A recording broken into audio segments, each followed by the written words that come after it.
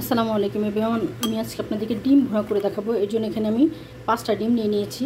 ডিমের উপরে এখন আমি লবণ দিয়ে দিব। লবণ দিলে ডিমের খোসাটা খুব তাড়াতাড়ি উঠে যায়।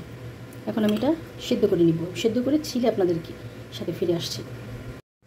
ডিম ভুনা করার জন্য ডিমটা আমি খোসা ছাড়িয়ে পরিষ্কার করে নিয়েছি। এখানে নিয়েছি 4-5টা কাঁচামরিচ, 6টা কাঁচামরিচ মাঝখান থেকে কেটে নিয়েছি। এখানে একটা বড় পেঁয়াজ কুচি করে নিয়েছি।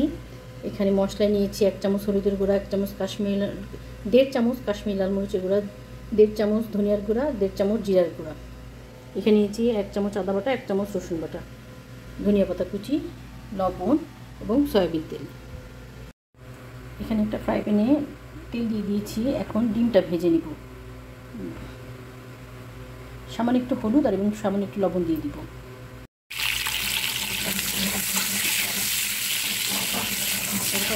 দিয়ে ডিমটা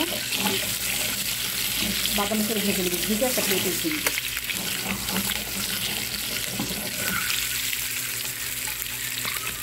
ডিমটা এরকম ভেজে বাটিতে উঠিয়ে নিয়েছি।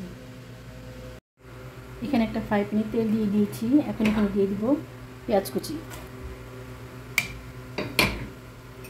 দিয়ে দিব লবণ। এখন পেঁয়াজটা বাদামি করে ভেজে নিব।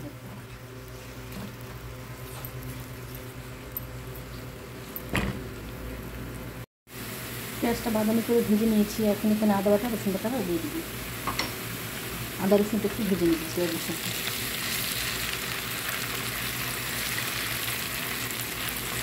সামান্য একটু পানি দিয়ে দেবো, যেন গরম পানি। এখন এখানে দিয়ে দেবো মশলাগুলো।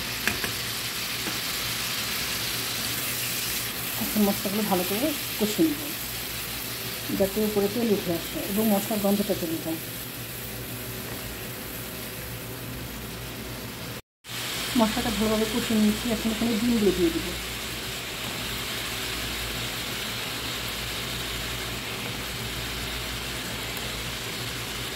দিয়ে দেবো কাঁচামরিচগুলো।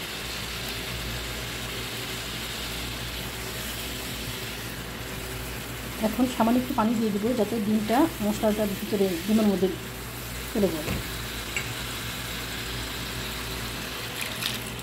ফুটানো গরম পানি দিয়ে দিয়েছি। এখন ভালো করে মশলার সাথে ডিমটা রান্না করে নেব।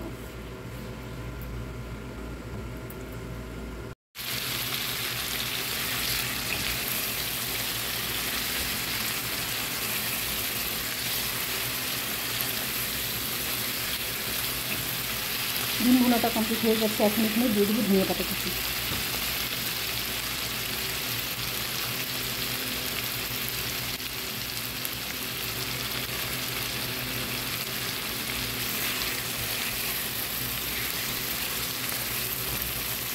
হয়ে গেছে আমার ডিম ভুনা রেসিপিটা। আমি আপনাদেরকে সার্ভ করে দেখাচ্ছি।